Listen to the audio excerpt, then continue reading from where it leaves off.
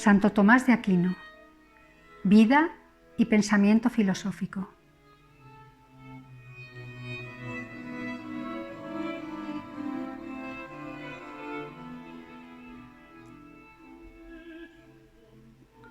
Primera parte.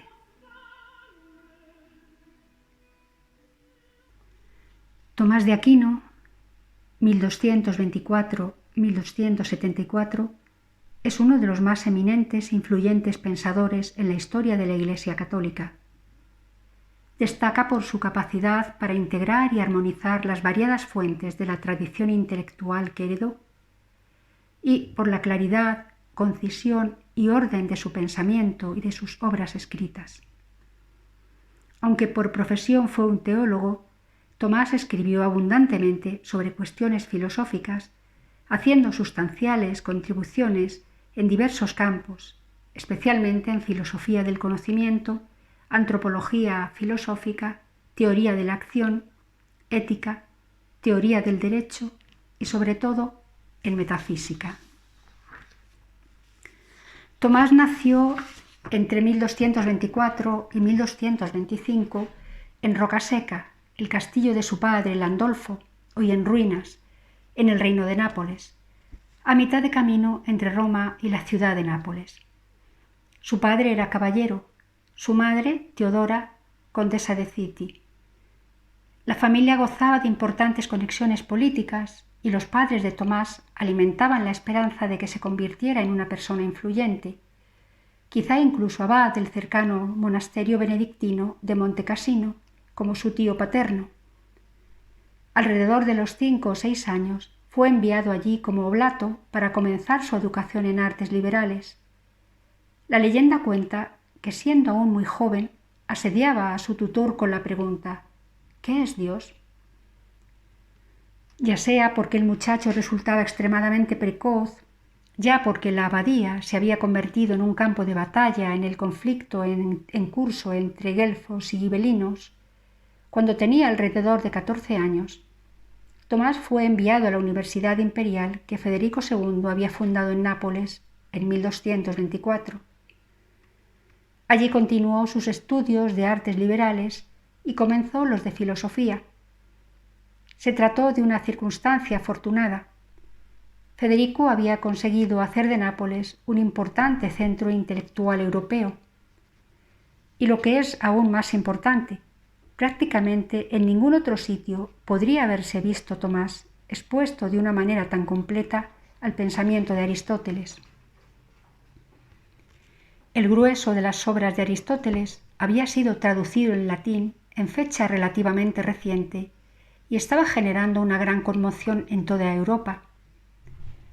Las autoridades de la Iglesia la miraban con sospecha, quizá en parte porque venían acompañadas por traducciones de los comentarios de los grandes filósofos árabes, Avicena y Averroes, algunas de cuyas interpretaciones favorecían opiniones teológicas claramente heréticas. Por esta razón, en el momento en que Tomás comenzaba sus estudios filosóficos, las universidades eclesiásticas, como la que se encontraba en París, solo permitían la enseñanza de una porción de las obras de Aristóteles, aquellas sobre lógica y ética. En la Universidad Civil de Federico, en cambio, no existían esas restricciones. Fue un tal Pedro de Irlanda, autor de un comentario que aún se conserva, quien guió al joven Tomás en el estudio de las llamadas obras naturales de Aristóteles. Estas incluían tanto los escritos sobre filosofía natural como los de la metafísica. Si bien Tomás nunca adquirió más que un rudimentario conocimiento del griego, con el paso del tiempo se convirtió en uno de los más grandes intérpretes de Aristóteles y su característico modo de hacer uso de las enseñanzas del filósofo, tanto en filosofía como en teología, es uno de los sellos de su pensamiento. Fue también en Nápoles donde Tomás tomó contacto con la nueva orden de frailes mendicantes, los dominicos, fundados en Toulouse en 1215, y pronto decidió sumarse a sus filas. Su decisión se topó con una severa oposición familiar y durante más de un año sus parientes emplearon diversos medios para intentar disuadirlo, incluyendo el confinamiento forzado en la fortaleza de Rocaseca, durante el cual se dice que sus hermanos llegaron incluso a tenderle trampas contra la virtud de la castidad.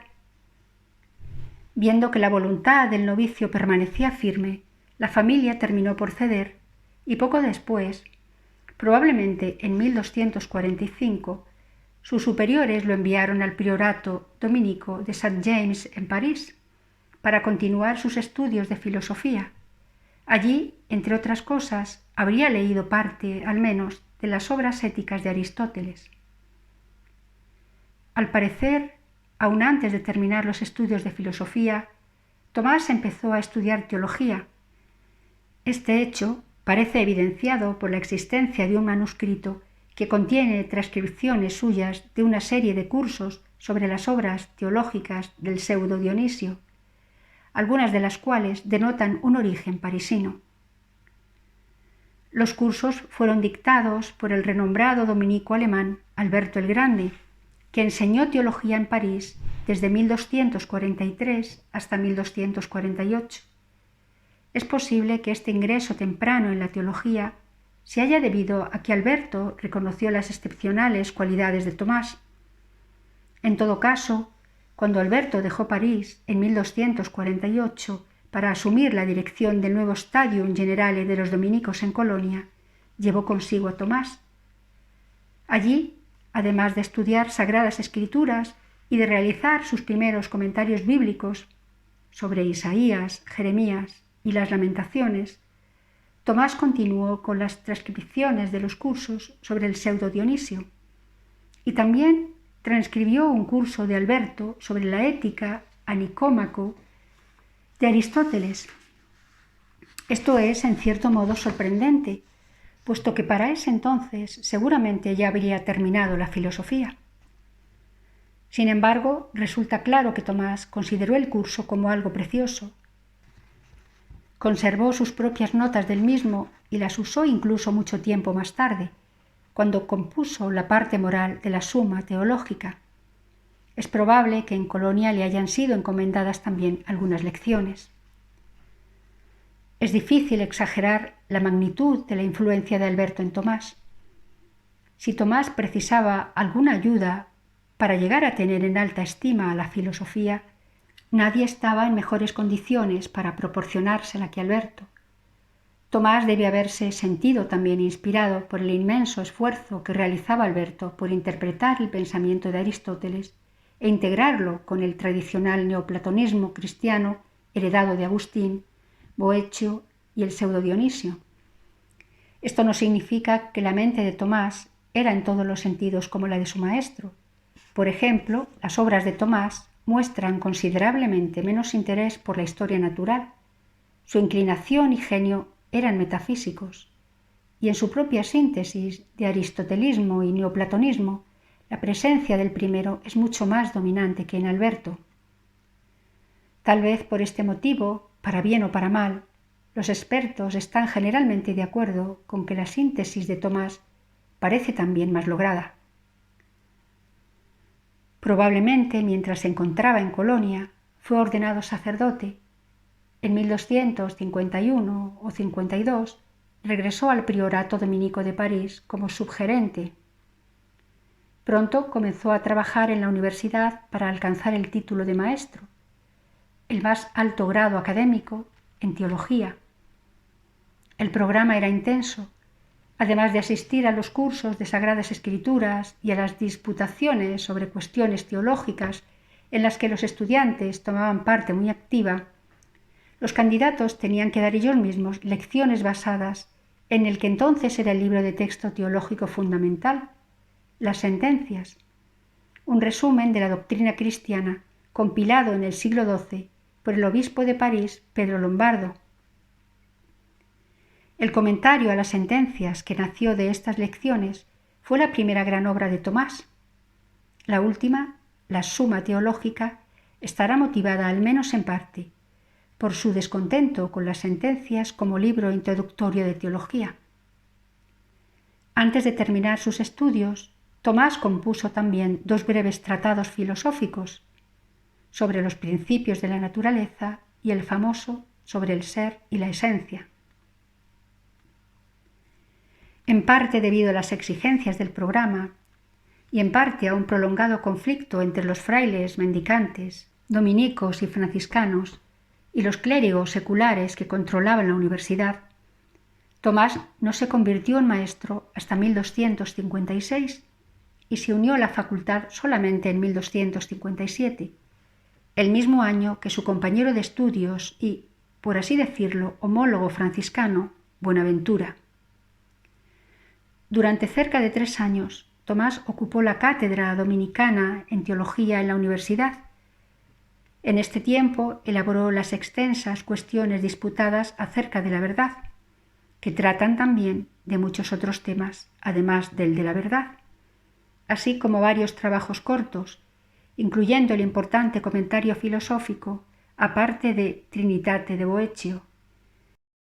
En junio de 1259, Tomás fue convocado para formar parte del capítulo general de los dominicos en Valenciennes, en el que fueron tomadas importantes decisiones en relación con los estudios de los frailes.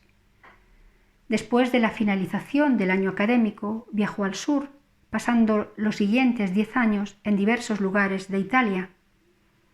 Entre 1261 y 1265 estuvo mayormente en el convento dominico de Orvieto, no en la corte papal, como se suele decir, y desde 1265 hasta 1268 principalmente en Roma.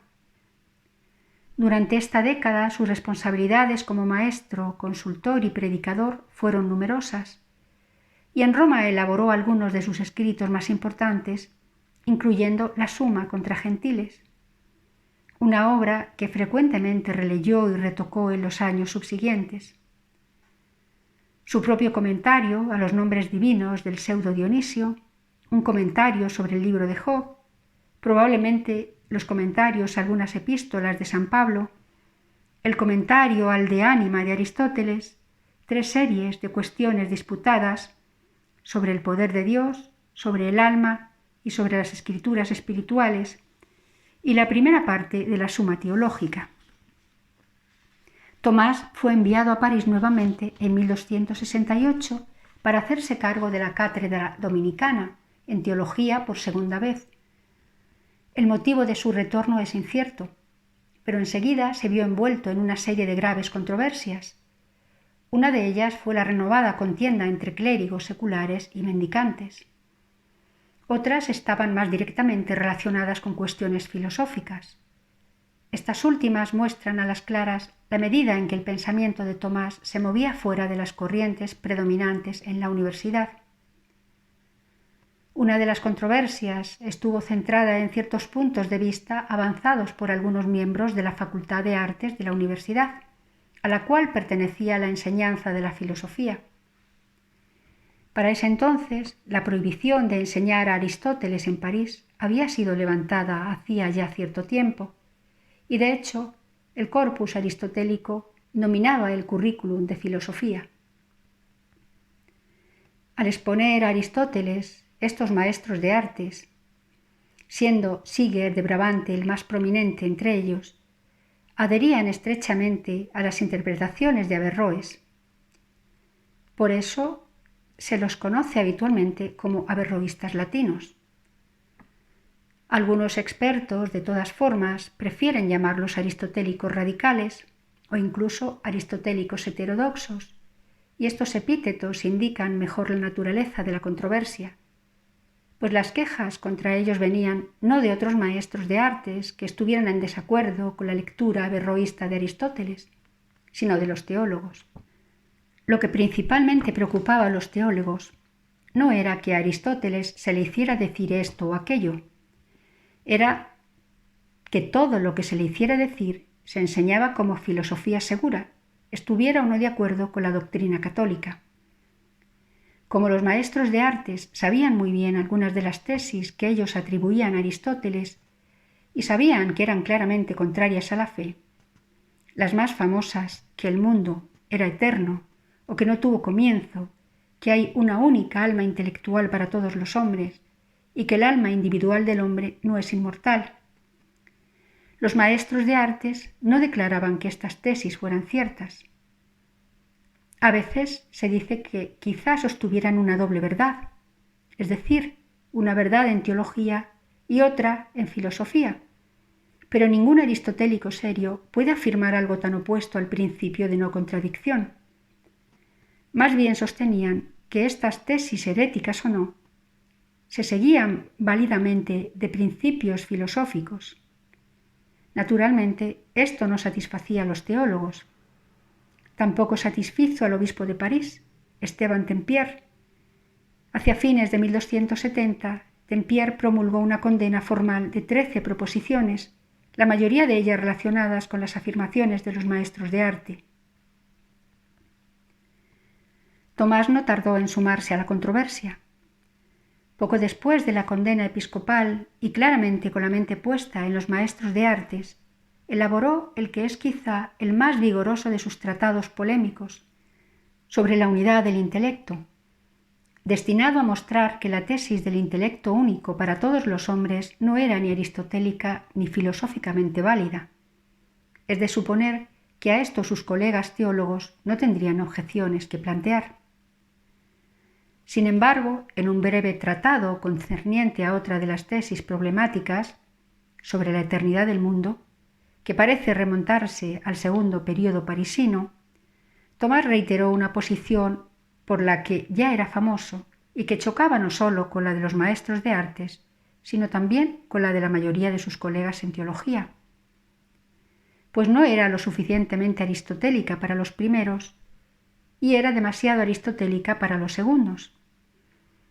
Aristóteles había ofrecido pruebas de que el mundo no tenía un comienzo temporal. Tomás juzgaba que esas pruebas eran equivocadas y sostenía que de eso ninguna prueba era posible. Al mismo tiempo, sí que sostenía la posibilidad de probar que el mundo fue producido de la nada, en el sentido de no de algo. En oposición al parecer prevalente sobre los teólogos, él insistía que eso no implicaba un comienzo temporal. Según el Aquinate, Dios habría podido producir un mundo sin comienzo temporal y sólo por revelación sabemos que dio un comienzo al mundo. También acerca de la naturaleza del alma, Tomás se distanció significativamente de muchos de sus colegas teólogos, que este fue otro punto de controversia durante su segunda estancia en París.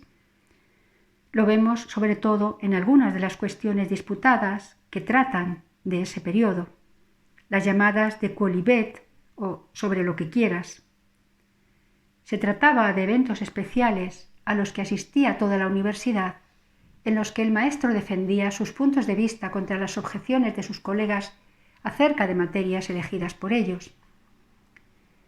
Si Tomás se mantuvo firme en sostener que cada persona humana tiene su propia alma intelectual, se mostró igualmente firme a lo largo de toda su carrera en sostener que las funciones vitales inferiores, como las sensitivas y las vegetativas, están enraizadas en una y la misma alma. No puede haber muchas almas, una intelectual, otra sensitiva y así sucesivamente, en un ser humano singular. En verdad, no puede haber muchas formas sustanciales de ningún tipo.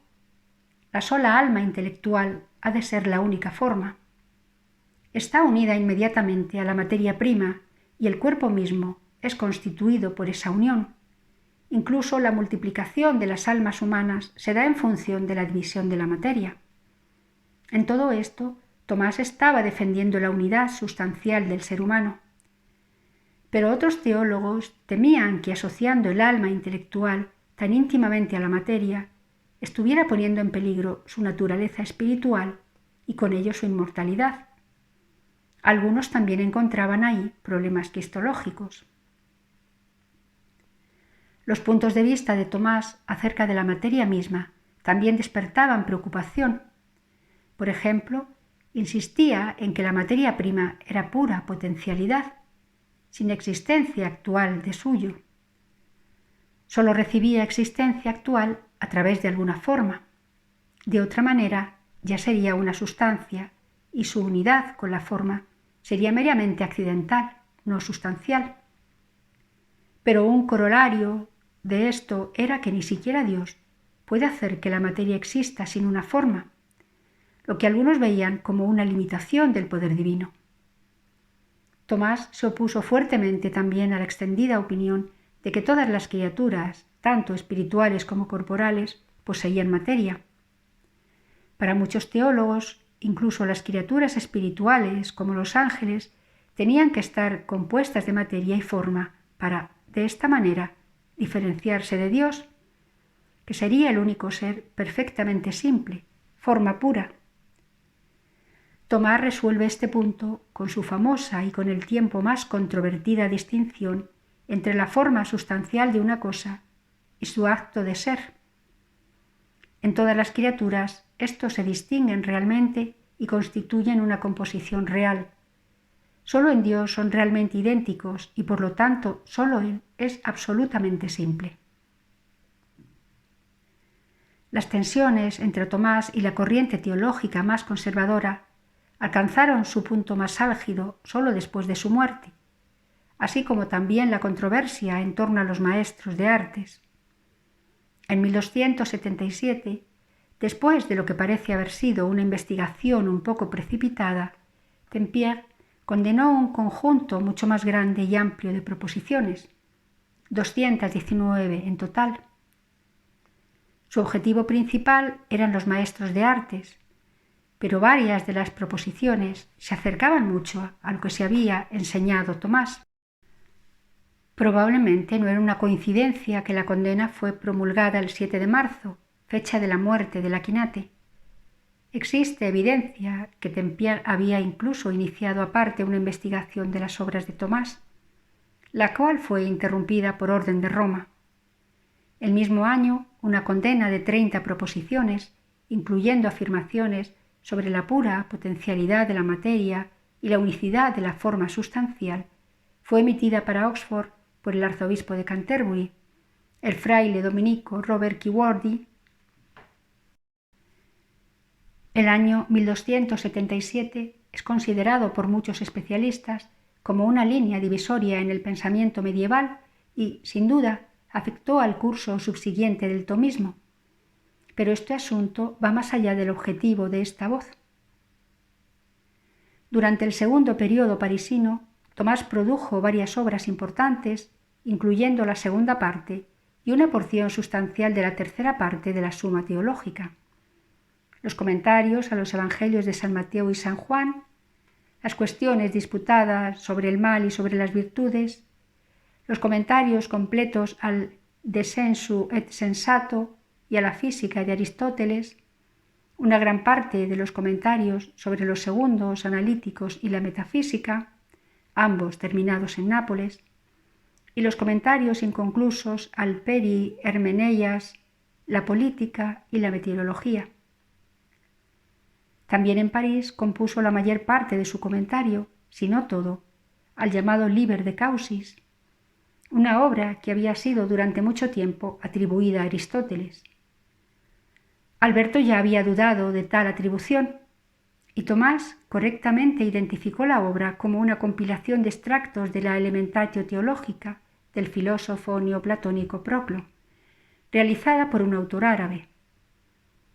Tomás fue capaz de hacer esta identificación gracias a una reciente traducción en la Elementatio Theologica del original griego realizada por Guillermo de Moerbeke.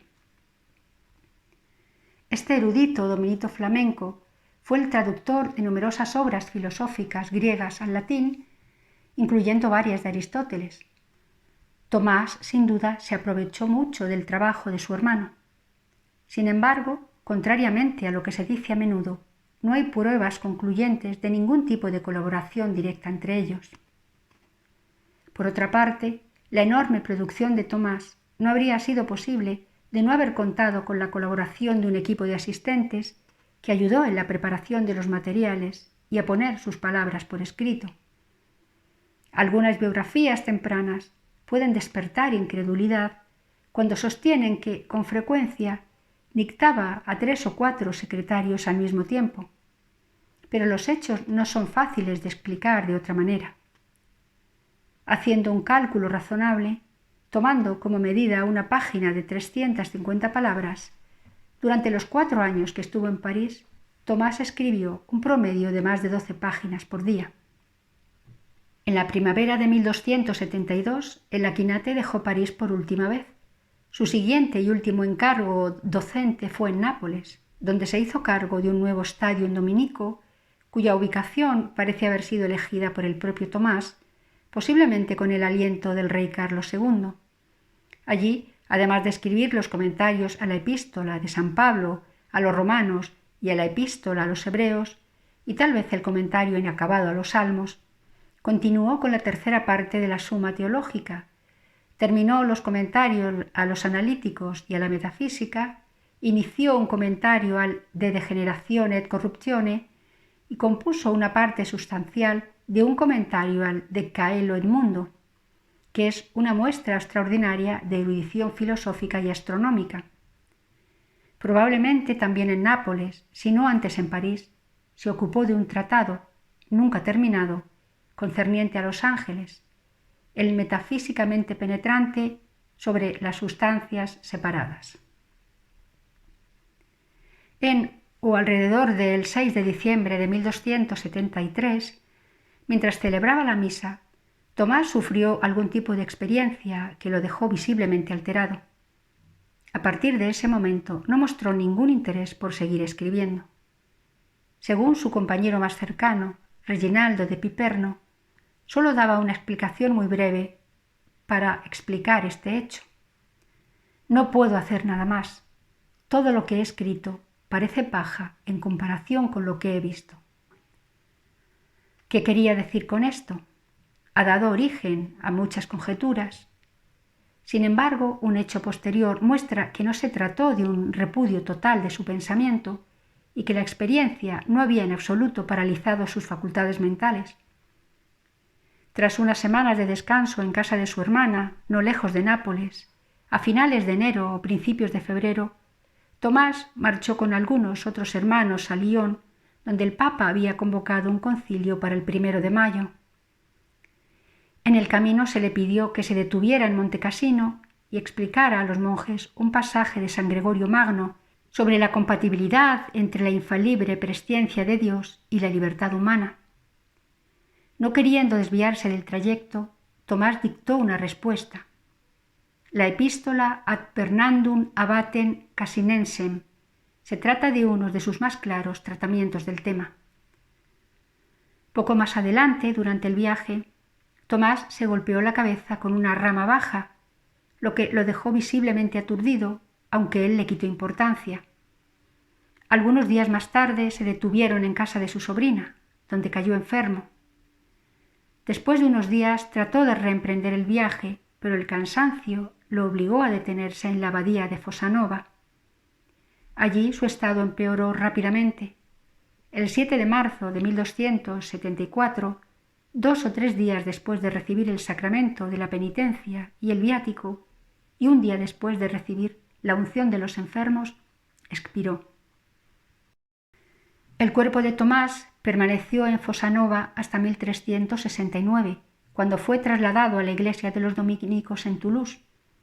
El Papa Juan XXII abrió su proceso de canonización el 7 de agosto de 1316 y lo proclamó santo el 18 de junio de 1323. En 1325, el obispo de París revocó los artículos de la condena de Tempier de 1277, en la medida en que afectan o se dice que afectan la doctrina del bienaventurado Tomás. Su autoridad doctrinal creció a buen ritmo. Hasta mediados del siglo XVI, la liturgia católica celebraba solo a 4 doctores de la Iglesia: Ambrosio, Jerónimo, Agustín y Gregorio Magno. El 15 de abril de 1567, el Papa Pío V agregó 5 nombres a la lista: Atanasio, Basilio, Gregorio Nacianceno, Juan Crisóstomo y Tomás de Aquino. De acuerdo con los testimonios presentados durante su proceso de canonización, en su madurez Tomás era de elevada estatura, fuerte, erguido y bien proporcionado, con la cabeza grande, bien formada y un poco calvo, su tez delicada y como el color del trigo nuevo. Era serenamente alegre y rara vez estaba de mal humor, reservado y dado a la abstracción, pero no distante, capaz de ironía, pero nunca mordaz o sarcástico, paciente y amable con sus alumnos, modesto pero firme con sus colegas.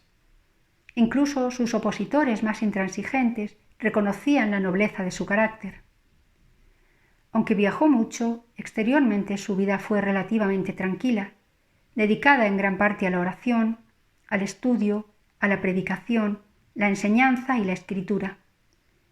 No deseaba otra cosa. En 1265, al ser nombrado por el Papa arzobispo de Nápoles, pidió con éxito que se le excusase del cargo. Su asombrosa producción muestra una mente tan incansable como ágil. En sus escritos académicos desarrolló un estilo característico en el que se combinan el rigor científico, la sencillez lingüística y una especie de mesurada sobriedad. La sequedad de su expresión y la ausencia casi total de referencias a sí mismo se consideran a veces síntomas inconscientes de una escasa vida sentimental. Pero tal juicio es difícil de cuadrar con la artística, teológicamente exacta y al mismo tiempo extremadamente personal oración eucarística Adoro te devote. Fin de la primera parte de la vida y el pensamiento filosófico de Santo Tomás de Aquino.